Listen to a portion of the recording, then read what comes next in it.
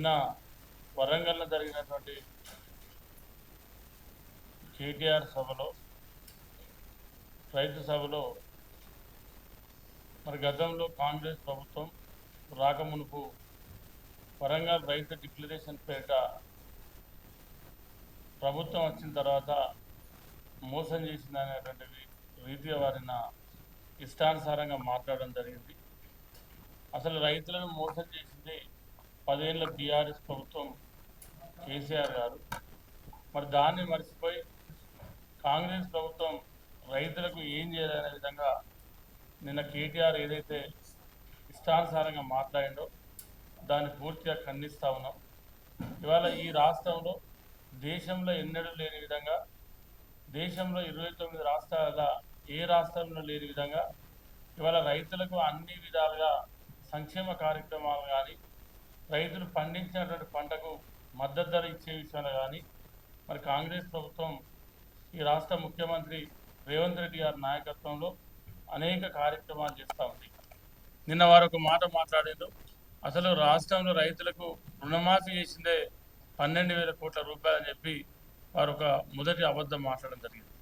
ఈ రాష్ట్రంలో రైతులకు 20,000 కోట్ల పైచిలకు 25 లక్షల పైచిలకు రైతులకు ఏకకాలంలో రైతు రుణమాఫీ చేసి తిరిగి మళ్ళీ రైతులను రుణాలు తీసుకునే విధంగా చేసింది కాంగ్రెస్ ప్రభుత్వం. ఆనాటి మీ ప్రభుత్వంలో 2014 నుంచి 18 కానీ 2018-23 మధ్యలో కానీ మీరు రైతులకు 2014 లక్షల రూపాయల రైతు రుణమాఫీ చేస్తామని చెప్పి రైతులను మోసం చేసింది మీరు.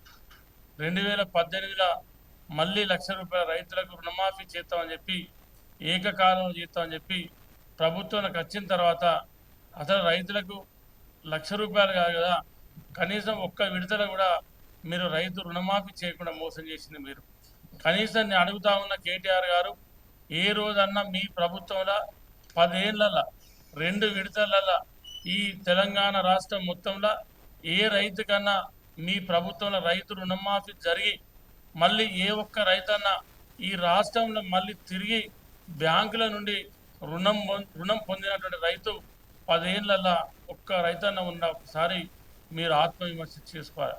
మీకు నిజంగా దమ్ము ఉంటే, మీకు నిజంగా నీతి ఉంటే, మీకు నిజంగా కూడా చిత్తశుద్ధి ఉంటే ఈ తెలంగాణ రాష్ట్రంలో ఏ గ్రామానికైనా మేము వస్తాం, మీరు రండి. కేటీఆర్ గారు మీకు దమ్ము, ధైర్యం, చిత్తశుద్ధి ఉంటే మీరు రండి. మేము మా ప్రభుత్వంలో రైతు రుణమాఫీ జరిగి మళ్ళీ బ్యాంకులకు వెళ్ళి రుణం తీసుకున్న రైతులను మేము ప్రతి గ్రామంలో మేము చూపిస్తాం. మీరు మీ ప్రభుత్వంలో ఏ రోజన్నా ఏ ఒక్క 2 విడతలల్లో ఏ రైతుకన్నా రుణమాఫీ జరిగి మళ్ళీ బ్యాంకులకు వెళ్ళి రుణం తీసుకున్నటువంటి ఒక్క రైతును మీరు చూపిస్తారా అని చెప్పి అడుగుతా ఉన్నా.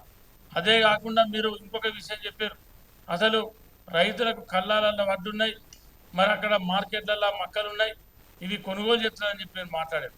Subscribe us and press the bell icon for more interesting updates.